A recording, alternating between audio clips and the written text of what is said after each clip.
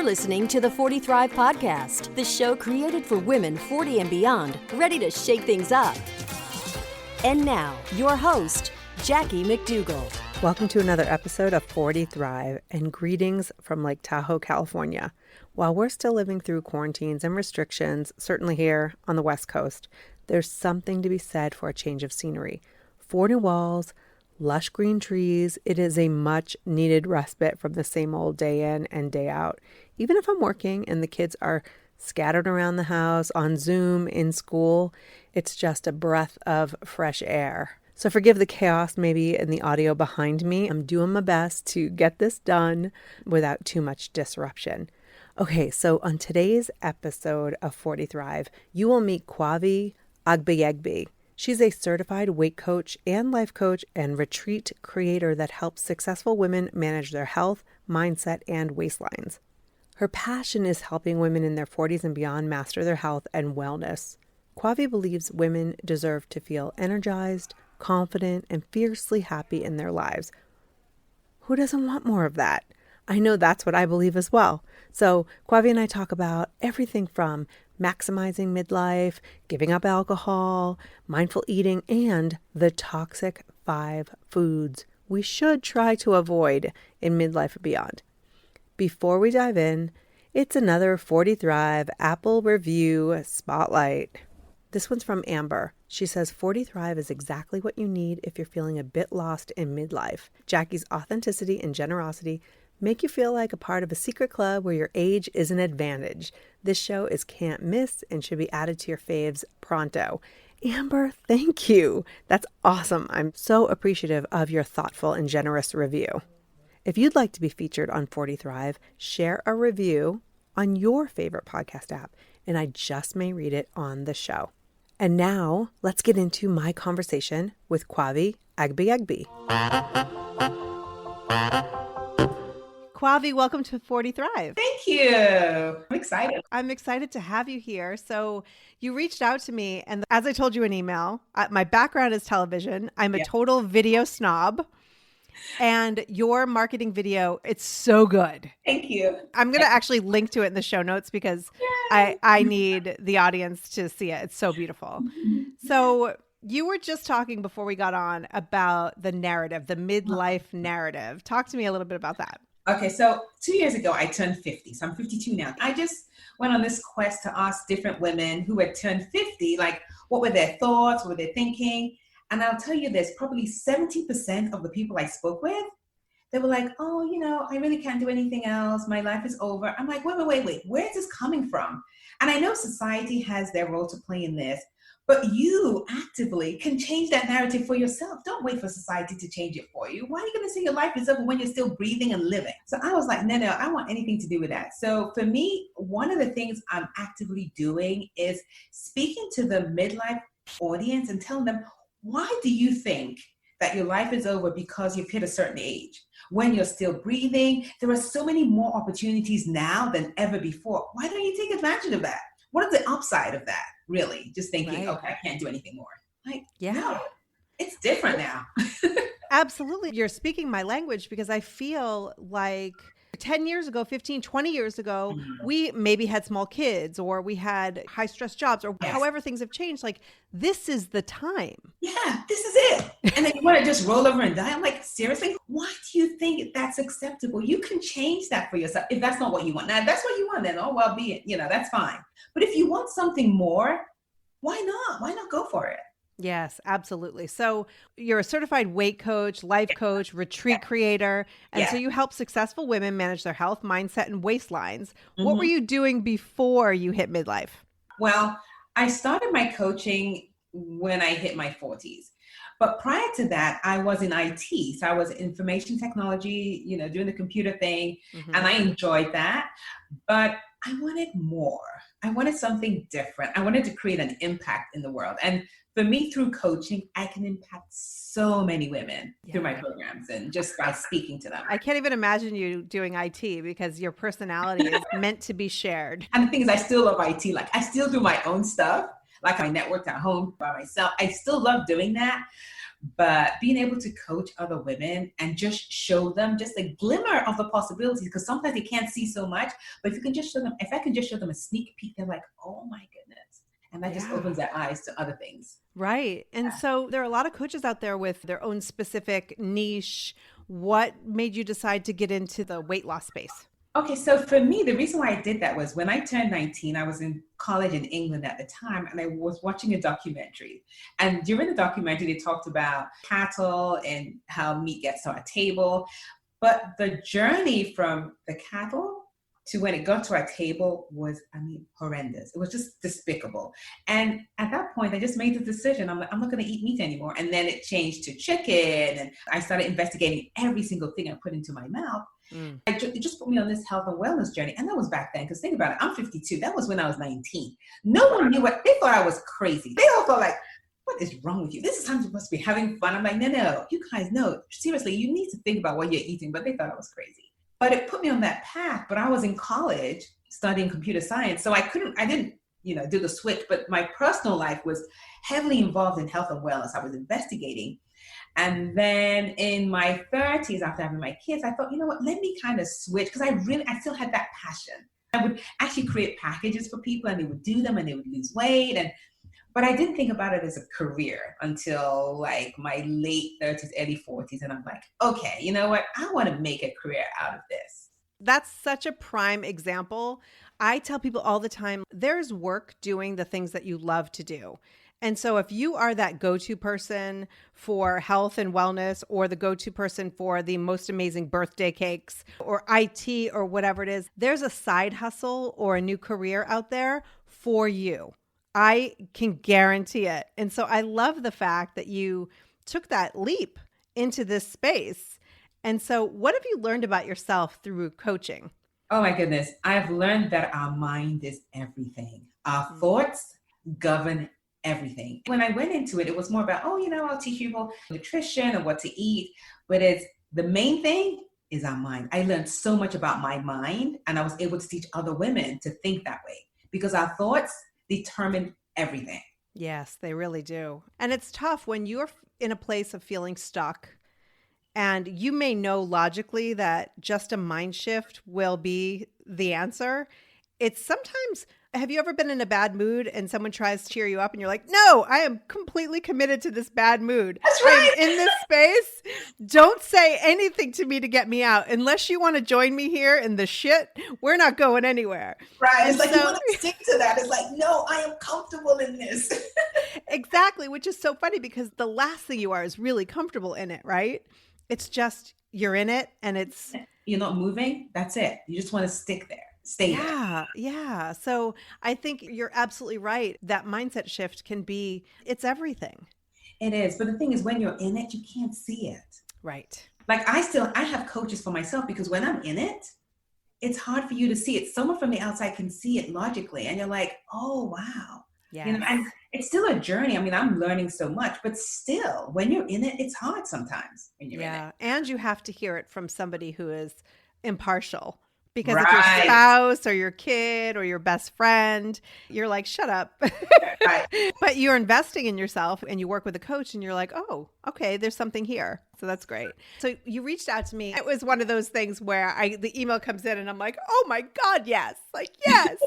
And so one of the things that you mentioned was alcohol in midlife. Yes. And this is why I want to tell you why I was so excited. This is a topic I have been wanting to have on this podcast since day one. Oh, wow. Historically, I love to drink. I'm a wine girl. I moved on to vodka because wine was giving me hot flashes. But then recently, in the past 6 months, I'm like, it really does not serve me. I wasn't drinking every day, and I wasn't drinking to excess. My husband and I would share a bottle of wine, and that was it. And there was a time I really enjoyed it in my life. It brought something to my life. It was like, especially, and go ahead and email me, judge me. I don't really care. But, but when the kids were younger, it was sort of like that clocking out, the punching out. It was the time card. It was like the ability to just sit out in the backyard and have a glass of wine. But why do I not like alcohol anymore? It's so sad. But I want to talk to you about that. How does our relationship with alcohol change for many people in midlife? And I think it's just our bodies are going through so much. Like for me, I didn't drink that much, but on vacation, I drink. And mojito was like my drink of choice. I would just chill out, they'll bring my drink to me at the beach. And then I turned probably more 45, 46. I would notice that when I would drink, I would be miserable. And I'm like, what's up with this? But sometimes you don't really correlate that to what's going on. And then I hit menopause, and I would notice when I would drink, oh my goodness, hot flashes, night sweats. It's like my regular symptoms would be like times 10. Oh, yes. Like, what is... So, and for me, I do a lot of journaling. So I started connecting the dots, and I realized it was the alcohol. And then I started researching more and seeing it didn't really help with your skin. And I'm like, you know what? Why am I doing this to myself? And I just quit. So it's been like 3 years, no alcohol at all. One of the reasons I like talking about this, because there are plenty of women our age who are sober because there was some sort of problem, there was an issue for whatever reason. But I also see a lot of women who really enjoyed throwing a couple back, who are just no longer doing it. Right. I never would have thought it would be me. Yeah, but I think for you, what you've noticed is the joy is no longer there. And you're like, if the joy is no longer there, why do? And we get to a certain age where we're like, I'm not just doing stuff for doing stuff. If it's not serving me in the way it used to, it's like, done, not doing it anymore. Right. But, and I don't know how much you dive into the subconscious, but for many of us, I think for myself, when you're like, oh, it doesn't really serve me. If I have 2 glasses of wine, I'm going to be up all night with night sweats. I'm going to be uncomfortable. I won't sleep well. I'll be dehydrated. And then my subconscious is like, oh, stop. You love having wine. Just open up a bottle. You'll be great. And then the next day it's like, no, again, I'm dehydrated. Do you have clients who go through this? Like, at what point do you no longer listen to the subconscious message of this is what we do and actually move forward in a positive way? I normally tell my clients is, you have 2 parts of the brain. You have like the intelligent and the lower brain. And it's that lower brain that's very impulsive, and it's going to be like, yeah, have some more wine. Like, it's fun. And that's the one that works in the now. And your prefrontal cortex is the one that does all the planning. And that's the one that plans things and knows, okay, you do this, these are the repercussions. So I normally tell my clients that they should track it. I normally tell them to track and see what comes up for them. Now, some of them, I tell them, if you decide that you want to drink, I tell them, write it down and just say, and write down, I know that if I drink, these are the consequences, and just go with it. I tell them, just do that. Because a lot of them, when they do that, they end up after a while just kind of quitting, because they end up seeing it. It's like, it's on paper. When I drink, I don't sleep well. My menopausal symptoms are heightened, and they see that. So after a while, they're like, you know what? Can't do it. And then I tell them too that they have the power to override that thought in their brain. You are the boss of your brain. So you can say, you know what? Hold up. No, we're not doing this today. You're going to say this now, but when I wake up in the morning feeling just tired and then the menopausal symptoms are increased, you're not going to be there with me. I tell people you need to have that conversation with your brain, because you're going to go back and forth. And if it really isn't serving you for real, or if you're ready to deal with the consequences, then you can take that path. But you have a choice. Don't let your brain make you do what you don't want to do. I tell my clients that all the time. I like that, because let's just say you're going to a party and you want to have wine and you have a little journal. I love to carry notebooks in my purse and things like that. Write it down, like own it. I'm going to have 2 glasses of wine and I know that I'm going to have hot flashes tonight and tomorrow I'm going to feel dehydrated, but I really want to do this, and then own it. You know the thing, that when you do it like that, I do that with food too. And the thing is, it's a different vibration when you eat that way, as opposed to you're just kind of impulsive about it. When you plan ahead, very different. Very different. Yeah. Well, let's talk about food then. We've already solved the alcohol problem here. Ladies, drink, don't drink, but make sure that you're the one who's in charge of your decisions. Right. So how would you take all of that in regards to alcohol and translate it to food? Yeah, it's similar, but a little different, because food is easily accessible and people just grab food to kind of feel that void. And most times it's feeling an emotion. It's because they don't want to feel something. So sometimes I tell my clients, like, they'll say, oh, I had dinner, and then maybe around 8 o'clock, they've had dinner, all of a sudden they want to eat something. First thing they need to ask themselves is, am I really hungry? Because that really gets you to be honest with yourself. And then when they respond to that, I said, okay, if you decide that you still want to go ahead and eat, to say, okay, I'm going to sit for 5 minutes and see how I feel. And that is when you have to deal with embracing whatever emotion it is that you are trying to avoid. And it's really uncomfortable, but it allows you to start to feel and build that emotional courage. Because most times we just don't want to feel. That's the thing. And I tell my clients, what's the worst that can happen? You feel an emotion. Really, that's what it is. But we run away from it because it's just an uncomfortable feeling. Sometimes I'm like, when we were growing up as kids, for a lot of us, when something happens, your parents might say, like maybe if you fall down on the playground, your parents say, oh, come have a cookie so you can feel better. Right. Now, at that point, your brain is registering that when I don't feel good, I need to eat something. And we carry that into adulthood. Yes. Unfortunately. So we never really get to deal with how we're feeling because we block it right away with food. And food is easily accessible. So you just grab the next thing and like, oh yeah, I don't have to feel that. You're absolutely right. Every celebration, every get together, everything is surrounded by food and not usually the healthiest food. That's how we were programmed. Yeah. And so we can't go back in time quite yet and reprogram ourselves. And so what would you say to somebody who just feels like, what are the 3 most common words? I deserve this. Yeah, but I tell them that you can deserve it, but it doesn't have to be food related. Especially if you're on that path where you're trying to lose weight. There are so many ways for you to enjoy and have fun without it being food. If you're on a journey to lose weight, eating when you're not hungry causes overeating, and that causes weight gain. So look for other alternatives for joyful outcomes that don't involve food. I journal, I dance, I meditate. Dancing is a big thing for me. Listen to music, hanging out, having conversations. I always ask them when they first start off with me, I ask them, I'm like, what brings you joy? And for a lot of them, they always say food. It's like at the top of their list. And so we have to do this whole switch where I try to find out from them is what else brings you joy in your life? And for a lot of them, it's difficult because they have put food on such a pedestal that whenever anything is going on, it's like, I'll go for the food. I'll go for the food. And they now have to really go deep within themselves to find out, okay, what is it? And sometimes we even have to go back to their childhood, like, what did you enjoy as a child? Before all these different restrictions on what you can and couldn't do. Like, what did you really enjoy doing? Then they start to like, oh yeah, I used to enjoy that. And like, oh, I used to enjoy that. I'm like, yeah, let's investigate how you can start doing some more of that and put that in your life. Let's break that down for a little bit. How exactly does food bring us joy?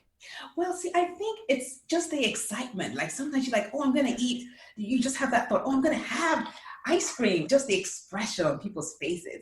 Or even before you start to think about the food, your mouth starts watering like, oh, yeah, I'm going to have this.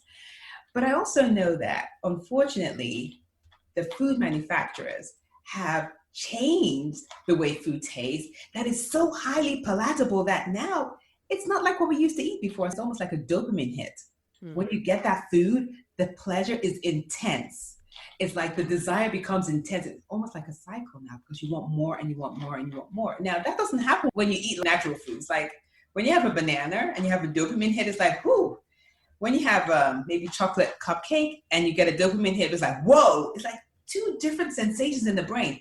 Your brain's going to want the whoa over the little one, of course. It's just a cycle. You have to break it though, but that's the cycle that most people are on right now. That's the cycle by design. The food companies have created this. Oh yeah. You have to be your own health advocate. You have to take it upon yourself to decide how you want to live.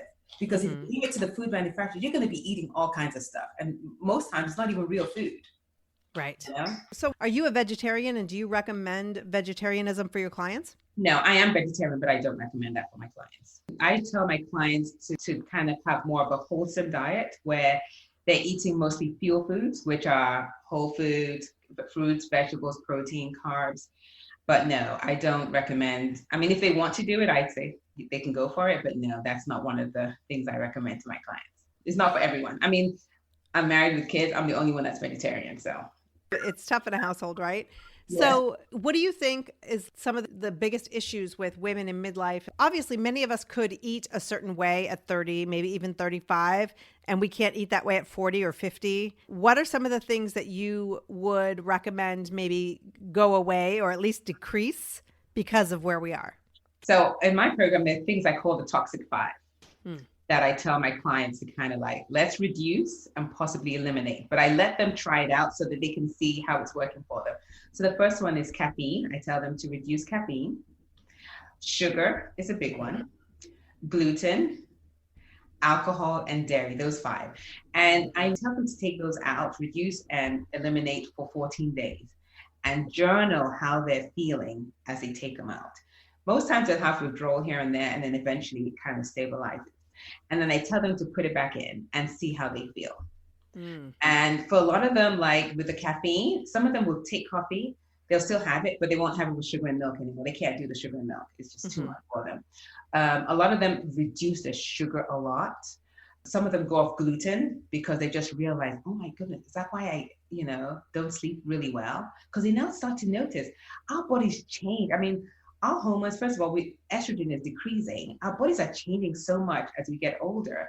So a lot of the things that we could do before, we can no longer do them. It's like you eat them, you're like, why am I feeling so crappy? Why am I so bloated? It's just our bodies have changed so much. So I normally do the toxic five, reduce and eliminate, and then reintroduce and see how it works. And it's different for everyone. That's the thing. Right. Well, and it's interesting that you say that because there are fads. I'm gluten-free and I'm this and I'm that. I know for a fact that I have less inflammation when I don't eat gluten. I can't even fit on my wedding rings when I have gluten. Like I'm wearing a costume jewelry ring because I can't fit on my rings.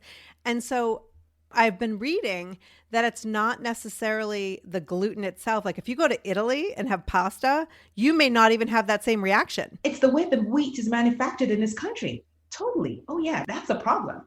Also too, in these other countries, because I used to live in England, the rules for food are way more strict in those countries compared to here. So they can actually have foods approved here that would never fly in other countries. No. You can't have farm-raised salmon in England. It's not approved. Here, they're like, sure, why not? Yeah. Oh, yeah. So it's what you're eating, but it's also the quality of what you're eating. Definitely the quality, for sure. I see commercials of like, go and buy these whole foods and this and that. And that's not necessarily readily available for everyone. So do you have any tricks or tips that you give your clients to find more whole foods? I tell my clients, you can take frozen. It's okay. Frozen items are fine. You can get your frozen vegetables. And actually, you can even get the can. Now, just be careful with the sodium content because a lot of them have a lot of sodium in it. But there are so many ways around it. You don't have to have it. You don't have to do the organic. I'm like, no. Just make do with, if you can figure out like the frozen options that you can take with it, have some fresh produce, mix that with some canned items. You have beans that you can purchase. I mean, it takes longer to cook, but there's so many different ways around it. Now, for a lot of the things though, you can still do it, but it takes the time. So you have to invest the time. Okay. In it. It takes longer. Yeah.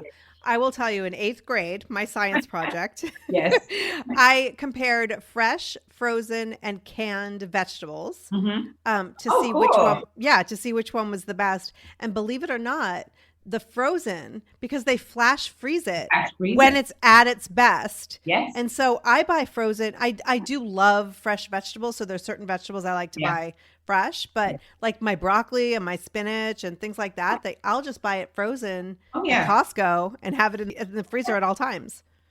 See? Yeah. Yeah. There are benefits to that. Everybody has some sort of grocery store. So just stock up on those frozen because a lot of them too aren't necessarily chemically treated and all of that. Right. Yeah. So that's a good thing about the frozen. So I just love what you're putting out there. I love the energy. You're not scolding anybody for eating crackers in bed. You're just giving people options.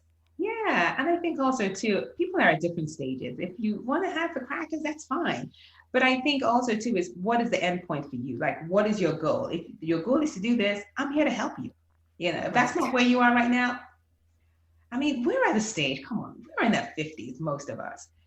This is the time for us to enjoy our lives without having to like think, oh, I have to do it this way or that way. This is the time to live your life the way you want to. And for most of us up until this point, we had kids and, the career, we had so many different things that kind of put restriction. This is the time for us to really live our lives. Yeah. And I really like that because one of the things that is very important to me is exactly what you just said, that if you would like to fuel your body with more whole foods, if you'd like to move your body more, if you'd like to set goals and maybe personal challenges. And that's fantastic. Like, this show will never be meant to scold you and to tell you you should lose 10% of your body weight. Although you could actually prevent diabetes if you lose 10% of your body weight. Like, there are actual physical medical statistics, which I'm sure that you know and go over with. But also, let's enjoy what we have in front of us. It's all back to that mindset shift. That like, that cookie doesn't make me feel good anymore. I know for me, processed sugar also adds to my night sweats and to my agitation and to being short with my kids. I don't want that anymore. Exactly. I want to make choices that feel good. And then on occasion, I may reach for the cookie or I may reach for something because I've made the conscious effort to do it, and not because I was watching the basketball game and I ate a whole bag of chips. So funny to say that. I describe that in my program as fog eating, where you're like eating and you're completely unaware, and then the bag of chips is finished and you're like, who was that? That was you. And you're like, it had to have been me, but when did I do that? Yeah, exactly. I was actually setting you up because that's where I wanted to go. So I went onto your Instagram, and I love that you have your tips and you number your tips and all that, and that there are 4 different types of eating. And I think even if we do nothing else today on this episode, but just to explain those 4 different ways of eating, and so that, and helping my audience understand themselves, then my work here is done. So can you share those? Yes. Whenever you put anything into your mouth, it falls into one of these 4 categories. So the first one is fuel eating, when you're eating to nourish your body. And that is normally like the whole foods, your fruits and vegetables, whole grains. And then you have joy eating, where you're eating for pure pleasure. That's it. It could be your cupcake, it could be your brownie, it could be your cookie, but it's pure pleasure. Doesn't really have any nutritional value, but you just enjoy it. Mm-hmm. The other category is fog eating, where you could be watching a game or you could be watching a movie and you have like a bag of chips, and before you know it, it's finished. You're like, oops, who was that? That was you. Right. And then the other one is storm eating. And storm eating is more based on your, sometimes like in a rage. For some of you listening, you might have remembered the Bridget Jones' Diary, where she was on the bed and she had a box of chocolate and then all these chocolate wrappers. So she just ate all the chocolate. She knew, she was aware, but it was like she couldn't stop herself. She just kept eating it. That is storm eating. And it's more emotional based, and you're eating it really quickly. Like it's almost if you can't eat fast enough. So that's the other one. So there's fuel eating, joy eating, fog eating, and storm eating. And typically you want to be 80% fuel, 20% joy. And then the other ones you want to really stay away from if you can help it. Like fog eating, the beautiful thing about that is once you're aware, you kind of stop yourself. Storm, most times it's afterwards that you kind of like, oh my goodness, I did that. But that is something that once that happens, you're like, okay, did it, and then just move on. Don't berate yourself. Don't belittle yourself for doing it. You just compassionately move forward and just start all over again. Do you have tips to stop the storm eating? Now, the storm typically normally emotional based. So I normally tell my clients when they start to be more intentional about their actions, you will watch for that. It typically won't happen. And sometimes it's over a period of time, you have to kind of watch for it and eventually it stops. The thing is, whatever you're using it to do, you realize eventually it doesn't really solve the problem. And that's when you become a bit more conscious and more deliberate about not doing it, because you realize, okay, why I did it didn't really solve the issue. So you can step back from that. Yeah. I have a feeling that most of your coaching really has nothing to do with food. Nope. No. It's all about behavior change, mindset. Yeah. But then again, the reason why they're eating too, really, it's not really about the food either. You have other things going on that you're masking with food. And so feel the feelings, to go back to what you said before. Feel the feelings. We don't want to feel anything. It's a joyous feeling, a sad feeling, anxiety. It doesn't matter what it is. We just have to be more open to embracing those feelings. It's just hard because we don't want to feel. There's so many things to distract us because you don't want to feel. Right. Well, I think what you're doing is fantastic, and you do it with such style. That's my favorite part. Mark my words, you will have, if this is something that you want, you will have a TV show. That's on my vision board. Yeah. I'm calling it right here. I want to have a TV show for midlife women because I feel we have so many issues and discussions that we need to have so that people out there can realize that this opportunity is available to them. A lot of women in our age group do not realize that. They think it's just, Right. I can't do anymore. It's like there are so many options. There are. And I think we're at that stage where there's so many of us that we could actually change the dynamics of the whole world, really. Absolutely. The power that we have as women in midlife, Yes.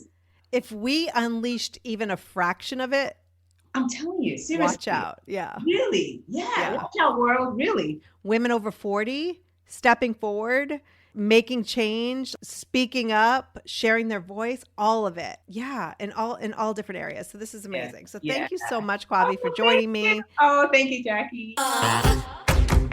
If you enjoy Kwavi's expertise as much as I do, check out her live virtual event. It's called Now is the Time, and it's happening online Saturday, November 7th. The event is focused on celebrating how far we've come and not letting the narrative surrounding midlife prevent us from going after what we want. I link to the event in the show notes at 40thrive.com/episode 79. It's all online. It's easy to register. Just go and do it. What do you have to lose? Thank you so much for listening. If you liked this episode, as always, please share it with a friend over 40. It is my honor to bring you these incredible guests week after week. And just you wait to see who we have next week. I'm so excited. Until next time, take care and keep thriving.